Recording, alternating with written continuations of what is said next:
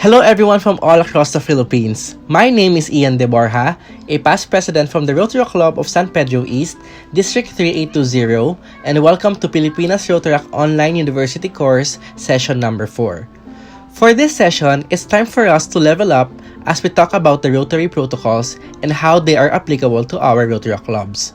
Protocol is a very important procedure or ingredient in Rotary, which provides us a basis for dignified conduct of our activities. Following proper protocol and procedures is easy and the only way to do things. Before we start, I would like to show you some photos and try to think and determine what are these. First photo. For the first photo, as you can see, these are hygiene etiquette that needs to be followed, most especially nowadays that we're experiencing a pandemic. Etiquette such as covering your mouth when sneezing, putting your disposable tissues in the right trash can, washing your hands thoroughly, and wearing a mask outdoors can be a big help for you to prevent acquiring the coronavirus. Second photo.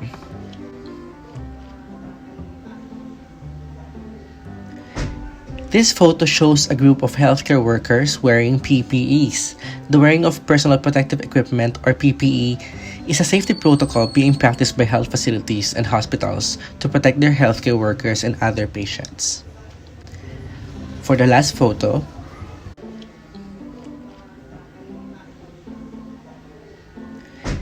the photos that you've seen are examples of transition of presidency from the outgoing to incoming president. It includes the symbolic significance of the inaugural rites and protocol that accompany the physical transfer of power from the outgoing to the incoming president. The symbolisms may be generally little known or understood, but they can be utilized to lend solemnity, a sense of democratic continuity, and a spirit of national consecration to the occasion. So what are those photos that I've shown you? The photos that I've shown you are examples of protocols. Let's define the word protocol. Protocol is a system of rules that explain the correct conduct and procedures to be followed in formal occasions. Meanwhile, etiquette is the decorum or behavior in keeping with good taste and propriety. For you to understand more, protocol is what to do in a given situation, meanwhile etiquette is how to do it and how to do it gracefully. In any country, the government follows certain protocols or official rules and guidelines for heads of state and other dignitaries, governing acceptable behavior in relation with other diplomatic representatives over affairs of state. Same goes with our organization. While Rotary and Rotaract is a friendly organization, the organization has a very serious role or purpose for existing. This suggests that the interaction between and among the members and non-members of the Rotary family should always be conducted with dignity and concern for proper decorum. So the question now is, why is it important for us to know the protocol? Our organization is structured and organized. That is why there are certain protocols that have been set, accepted, and used when dealing with Rotarians and non-Rotarians, and for us, Rotaractors and non-Rotaractors. Why do we need to follow the protocols? Simply because it is the right thing to do. Protocols are meant to be followed and executed properly. We should not tolerate unprescribed procedures, rules, or guidelines. It is not all the time that a certain act is right, even if many people have been used to doing it. We have to always remember that what is right, even if you are the only person doing it. So now let's get to business. Now that you've learned why do we need to follow the protocol, let me share with you some Rotary protocol that are applicable to Rotary clubs. This course has 7 parts. Number 1, Introduction during Rotary and Rotaract functions. Number 2, Program and Event Protocols. Number 3, Recommended Program Body. Number 4, Recommended Norms during Rotaract events. Number 5, DRR's visit. Number 6, Attire, PIN, and Identification Guidelines. And number 7, Unspoken Issues. Introductions during Rotary and Rotaract functions. Proper recognition of the dedicated volunteers who serve Rotary and Rotaract at various levels is an important part of the culture and tradition of the organization. This recognition is part of the compensation of those who dedicate a significant portion of their lives to the important work of Rotary. Who doesn't want to be recognized, right? Most especially if you're doing a job well done.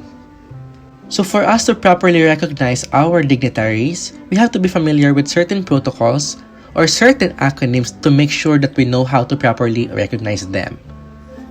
For the club, P stands for President, VP for Vice President, S for Secretary, T for Treasurer, PP for Past President, and D for Director.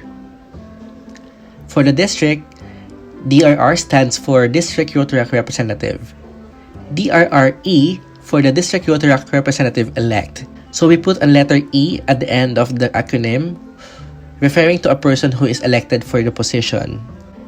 PDRR is Past District Rotaract Representative, so we put P in front of the acronym in referring to a past DRR. You can also use it for P for President. You can put letter P in front of the President, so PP for Past President. IPDRR or Immediate Past District Rotaract Representative. DG for District Governor.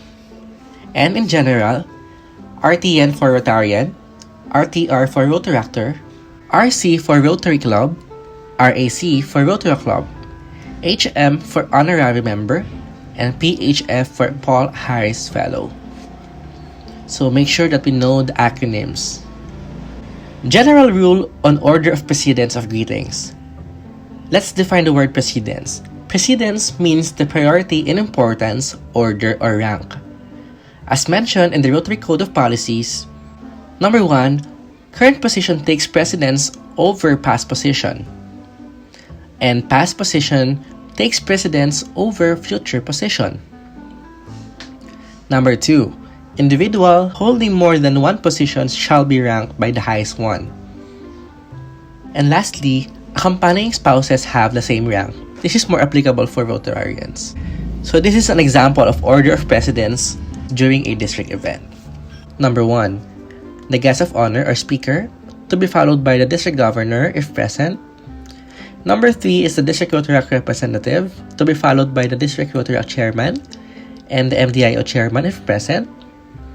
Next, the past district Rotaract representatives or PDRRs, which is to be called by seniority. District Rotaract representative-elect and the nominee, to be followed by the club presidents, event chairman, and host club president. For club events, it's almost the same. Number 1, guest of honor or speaker, to be followed by the district governor, the Rotary Club president, and the members of the Rotary Club in general, to be followed by the district Rotaract representative, district Rotaract chair, PDRRs, district Rotaract representative-elect and nominee, club president, and the members of the Rotary Club. As courtesy to our visiting Rotarians and Rotaractors from other country, during club or district meetings and events, Rotaractors or Rotarians visiting from a foreign country may be placed before local Rotarians or Rotaractors of the same rank. High-ranking non-Rotarians or Rotaractor may be given precedence in ranking according to local custom. Take note of this. Avoid repetition of greetings to save time and foul up of protocol. I've attended several events before wherein the greetings or the roll call of the attendees or the dignitaries have been executed several times in the same program. So we have to always get rid of that or avoid repeating greetings. If the city or town mayor is present in a meeting or event, he should be recognized first. Next, in any Rotaract event, if the governor is present as a chief guest, he should speak the last. There should be no further speeches after the DG. If not present, the DRR or the club president should speak last. The only item after his speech should be the acknowledgements and vote of thanks. This one goes to the hosts and masters of ceremonies or MCs of Rotaract events. Take note of this. The functions of Masters of Ceremony, if necessary, should be only limited to announcing the item of the agenda to be followed. He or she is not expected to make comments on the speeches or assure anything on behalf of the club. Also, never ever ask someone for a surprise speech. The Master of Ceremony should stick with the program. Okay, so whenever you see someone or you see a high-ranking Rotarian or Rotaractor, do not call them impromptu in front of everyone. Never ever ask for a surprise speech. Next, program and event protocols. Any Rotaract meeting or event hosted by a club should be presided over by the club president. So whenever there are club meetings or, for example, club projects, the president should be the one to preside the event. It includes the call to order and the adjournment. Same goes with the district. Any Rotaract meeting or event hosted by a district should be presided over by the district Rotaract representative. Even though an event is hosted by a local Rotaract club, it is still the DRR who should call the event to order. So now let's go to the general order of program. This is the recommended general order of program. Number 1, call to order, to be followed by the invocation and the national anthem. Number 3, four-way test and the objectives of Rotaract. Number 4, acknowledgement, welcome remarks, and the program body. Number 5, announcements, closing remarks, and the number 6 is the adjournment. For the call to order or adjournment, this is an example of the spiel that you may use when calling the event to order or adjourning the event. For example, as the president of the Rotary Club of San Pedro East, sponsored by the Rotary Club of San Pedro Magic, Rotary International District 3820, I call this meeting to order. So you may use this standard call to order spiel or script. When it comes to hitting the bell, for call to order, you have to hit the bell twice, and for the adjournment, once. If you need everyone to rise, hit the bell 3 times, and for restoring the order, hit the bell multiple times. The president should call the meeting to order without prodding from anybody. After banging the bell, president turns the chair to the moderator, and before the adjournment, moderator turns back the chair to the president. When it comes to invocation, you have to always remember the acronym EBA. E stands for economical, B stands for brief, and A stands for appropriate to a layman. Although Filipinos are predominantly Catholic, an invocation in any Rotaract meeting or event should be ecumenical in nature, in deference to other members and guests who profess other religious belief and faith. It should also be brief and avoid playing invocation AVPs that are lengthy. It should also be appropriate to a layman, means to say, it should be easily understood by everyone. When it comes to singing the Philippine National Anthem, it should be simple and dignified. It should include the playing or singing of the national anthem in its original Filipino lyrics and march tempo. Never hold the flag while the anthem is being played or sung, and there should never be an applause after its rendition. No matter how great the singer is, no matter how good the rendition is, never applause after the singing of the national anthem. So when you hear the national anthem being played indoors, all present inside should stand at attention by placing the right hand over their chest or in gesture of salute and face the flag or toward the music if no flag is displayed. If the national anthem of a foreign visitor will have to be played, as a courtesy, the anthem of such should precede that of the Philippines. Did you know that there are protocols when displaying flags? When the Philippine flag is displayed on a platform level, it should be positioned to the speaker's right, which appears to be the left from the audience's perspective as they face the lectern or the speaker's podium.